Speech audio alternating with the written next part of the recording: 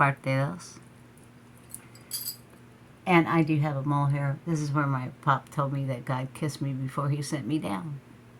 So I enhance it.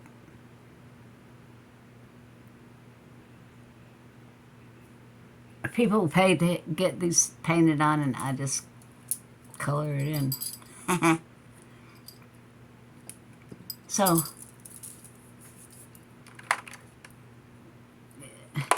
it was it was tough, but I was proud to be able to. And tight. I, I even sewed people's clothes, wardrobes. A boss at work said, "Where do you get your clothes?" I said, "I sew them." She goes, "What? Will you sew me mine?" I said, "Yeah." So I did. And word of mouth spread. So that kept me home at night instead of working outside the home. And I sewed. And I was good at it. But I had to be good at what I did or I wouldn't get paid. If I didn't get paid, why was I doing what I did? Hmm? You always, that's, that's the hook. If you're going to do something, find something that you love and you'll never work a day in your life. And the jobs that I did when I found food sales, I was so fortunate. It was perfect because it gave me a chance to have a company car, an expense account, and free food for my kids. They didn't want for any food or my neighbors because we had to pick up damaged stuff, torn bags, bent cans. And me and the neighbors were not hungry, and it was good. It was a good thing. So,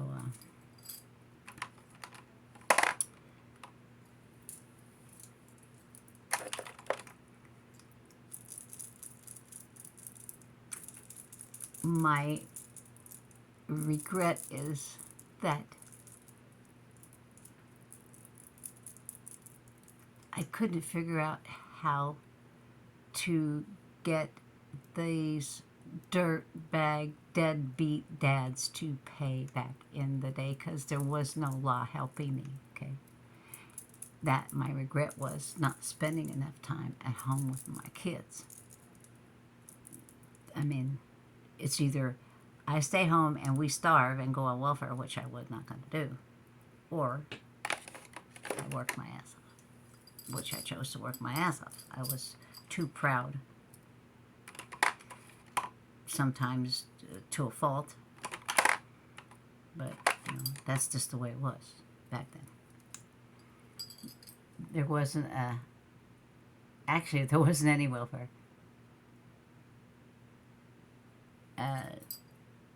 Not for me.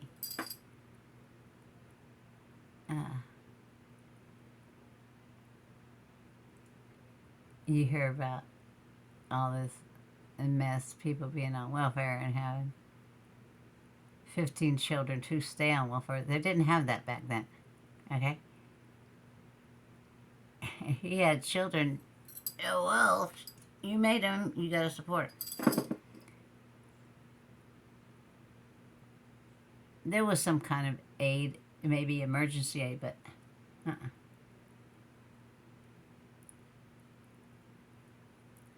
Catholic Charities helped me once, and I have been eternally grateful.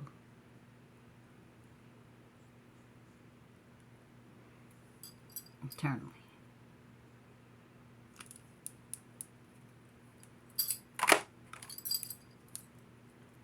So, what would I tell a woman now, I guess, because my younger self learned hard lessons, and even up in my 50s, things kept following me.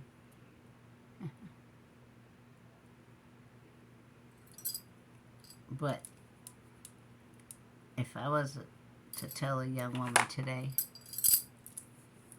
do not depend on anyone. And I've said this before. Do not depend on anyone. must be independent of anyone and love yourself before you will be able to allow somebody worthy of you to love you. Worthy. Because there's a big ass difference. Never settle for somebody with pretty words.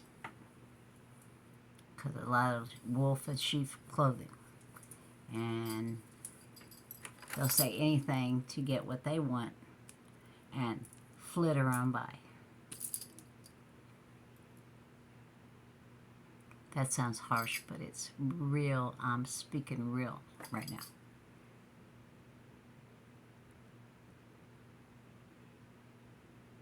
You don't want somebody that just, wants a pretty face or for whatever reason needs you. May probably needs you because you work your butt off and he doesn't. That's the way it turns out. Be self-independent. I taught my daughter, get your education. Do not get married until you can support yourself completely. And she did. Very proud of her. She has a beautiful family. And it's because she took those words of advice. She built her life the way she wanted it. And she has been rewarded immensely. And my sons, too. I was very fortunate. They didn't mind when they realized that if you went to work, you made money. Well, they'd jump right on that. They like stuff. So to get stuff, you gotta have money. And to have money, you gotta work. I have a funny story. So my youngest one, this was right when the ATM machines came out.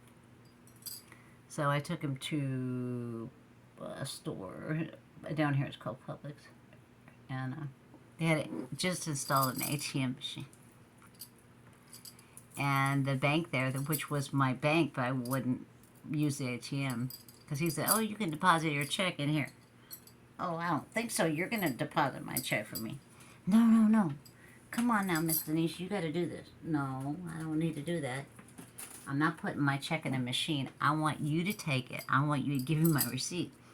Weeks he tried. Finally I did. And it sucked it in and gave me a receipt and a picture of my check. And I went, well, okay.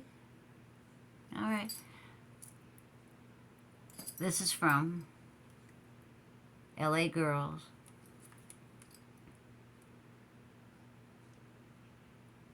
It's upside down, isn't it? Yes, it is. Fierce and wild. Oh, who's that? That's us. Us women, right? Mm-hmm. But I'm going to use this little thing. I think I've done this before on camera. This is going to give a little highlight in the middle of my little pouty lip that I don't have. And right here. Watch.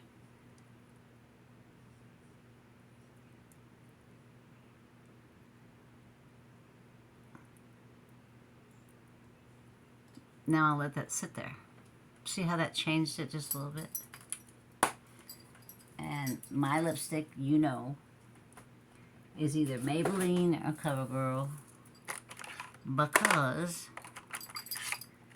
these things stay on until you take them off or eat a greasy cheeseburger, right?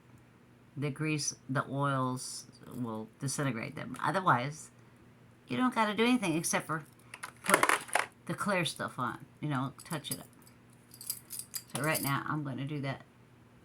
It's just balm, I guess what you call it. And all of a sudden, that little thing that was there gets spread out just a little.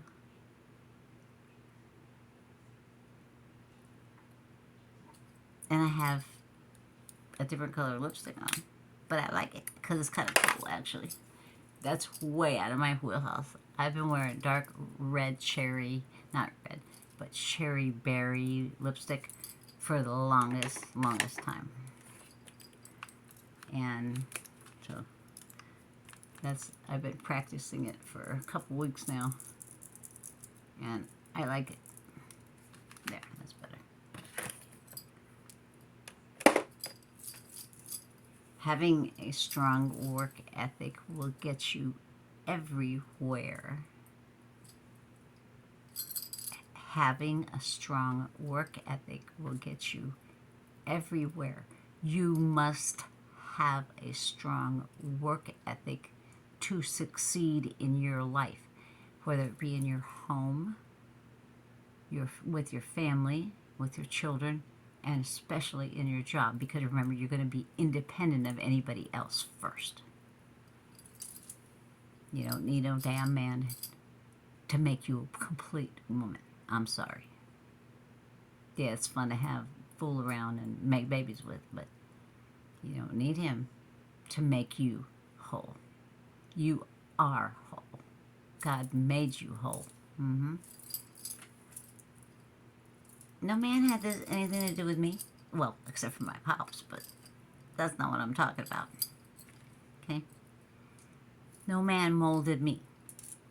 My pops did, to an extent. He made me tough as nails, and sometimes too tough, but everything happens for a reason, I promise. That's a true fact. I sometimes would think at night, God, why is this happening to me? And the answer always came back in one form or another. It's because you need it. You need this. Buck up, because it's going to get tougher, buttercup. And boy, did it.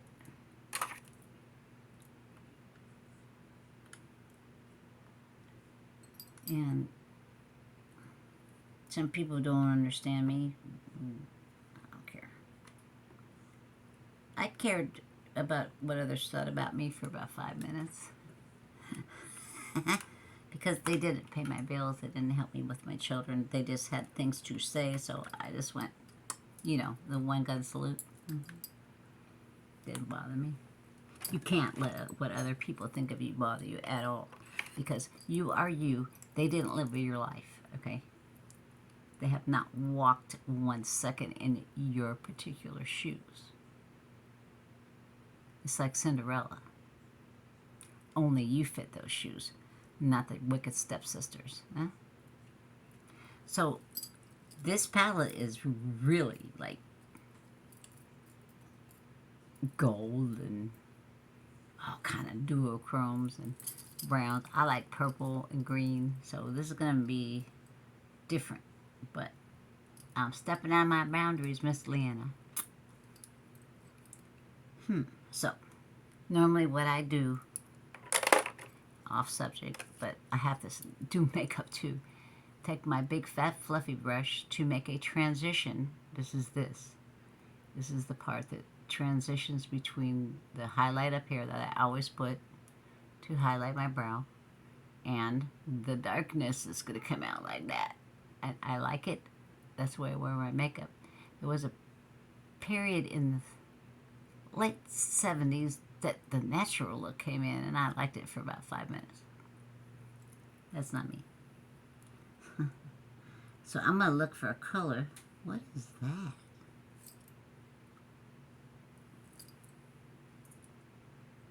That's like blue-black. Oh, I don't even know what that is. Okay. So I'm going to try to find a transition color.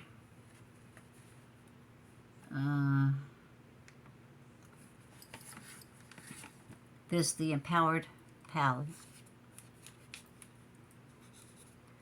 Doesn't have too many mattes, and you need mattes like this one, this one, this one, and maybe a light one. Oh, this kind of color right here. I cannot see what they say because I need reading glasses. So I usually do 4. So I will dip my brush in this one, and this one, and this one, and this one, and then just keep going like that and being silly. And let's see what happens. You start over here, because you don't want to put it in the middle of your eyeball if it's too much. Eh? And this is my first time using this, so we don't know what's going to come out of there. Okay. See, it's already a little bit smoky. Can you see that? Then I will go over here to kind of balance, and then I will go back in 3 or 4 times because I like smoky eyes. That's me.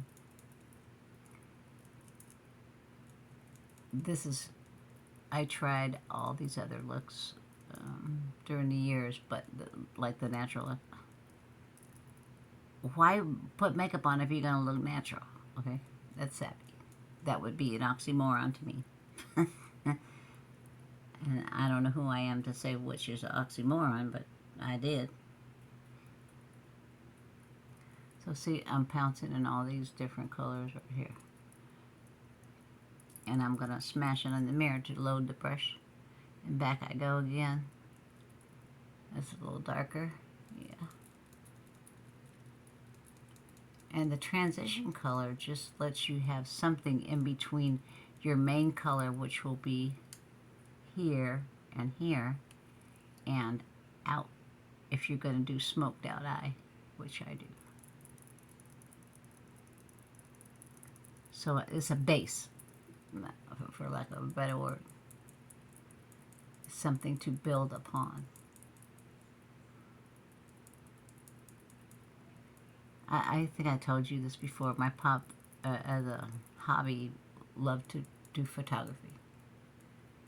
And so he told me, your eyes are your best feature, focus on your eyes. He always said that. So that kind of stuck with me, I guess. I don't know. So I always made dramatic eyes. I had terrible skin, and it took your eye away from my zit face. They used to call me pizza face, and I thought it was because I had a round head. I found out later it's because I had zits on my face, okay? Kids can be just lovely. Anyway, but I didn't know what they meant, so it didn't hurt my feelings. And if a boy said something smart to me, I just punch him in the nose. I beat up boys, not girls. When I was a kid, I had a choo-choo train lunch pail that I'd hit people over the head with it. I was a wild child. Well, not really. I was a good kid, but I didn't put up with any stuff. Because I had to put up with enough stuff at my house. Do you see this? Transition. Okay. It's not too dark yet. Okay, so this is what I'm working with. This is a palette full of... This is scaring me right here. I do not do yellow. This is the gold. This is gold right here. I think this is a creamy color. Some of these are duochromes. So I might dust this on the top right here. I don't know what's going to happen though. Because I have green eyes with little brown flecks in them. I don't know what'll happen. I'll look like a wolf. Well, I don't know. So I'm going to do one more dosing on this transition color. And I'm going in different colors now. It doesn't bother me.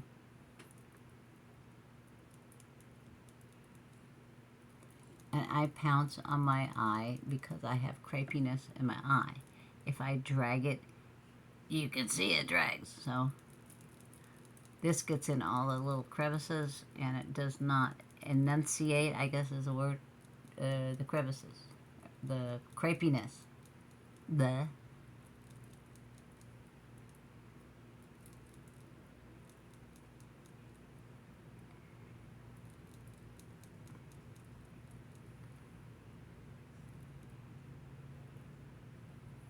I think this eye is darker than this eye. But maybe it's because there's a light over here. What is that color? Kind of a smoky gray. I dig that. I like gray. Okay. Now, before I do something in the middle and something in the corner, I'm going to do my under. to get a base going for, I use 2 or 3 things. I use a liner, then a shadow, and a powdered shadow to stick on the pencil liner, okay, to make it stay longer. This stuff, oh, and at the end I might have a question for y'all again. Okay, I think I'm done with the transition pattern. The transition. This is the next fluffy brush, okay? So you get what I do is I get a darker color. I think I'm going to go into this one, which is the rose gold palette from Miss Huda. Which I just love her products. And I'm going to get some of this black right here. And I think this is called Love Bite. Somebody's called Love Bite. I think it's this one. This is going to be a little different. All of a sudden it's going to go, what did you do? But I go right in here with the next smallest brush. It's a fluffy. Yeah. The black makes the burgundy or whatever you want to call it darker. It doesn't make it black. So it'll darken the crease or the crevice in your eye to make your eyes look more deep set and your eyelids bigger, believe it or not.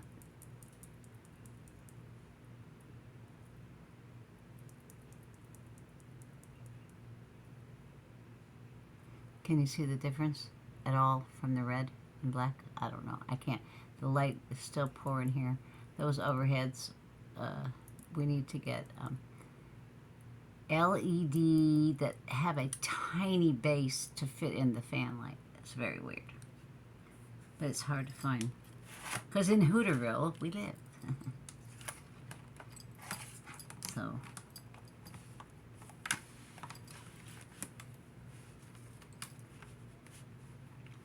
And I have grandchildren that are in their 20s. I have 2 young women. One is already very successful at 22 already. Almost 22.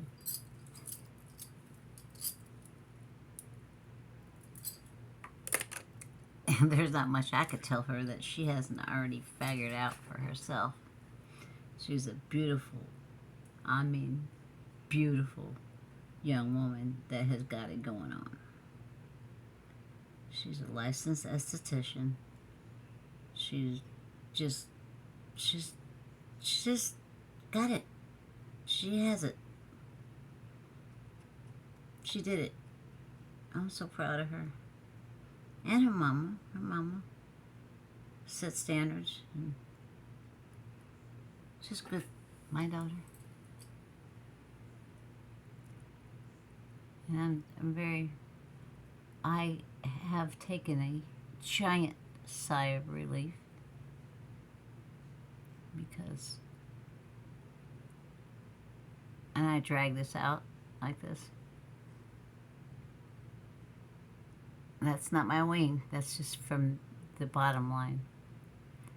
Taking a giant sigh of relief that my babies turn into good citizens by the grace of God, because they had no male role model at all, but they did it, and I'm very proud of them. Now, if you let your children run your life, you're in a different boat. I was very strict on my kids. Now remember, I wasn't home a lot. But they knew if they did something wrong, I'd eventually find out. I never hit my kids. Well, my boys got spankings because they deserved it when they were little, but no, I never hit them because I was subject to that brutalization and didn't think that was cool. I had other ways. Some people say it's the evil eye or whatever. I expect excellence out of myself, so why wouldn't I expect excellence out of my own blood?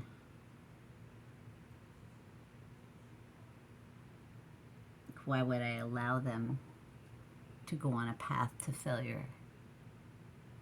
There's no way. Because then there would be no hope for them. If they started young on a path to failure, they would never come out of it.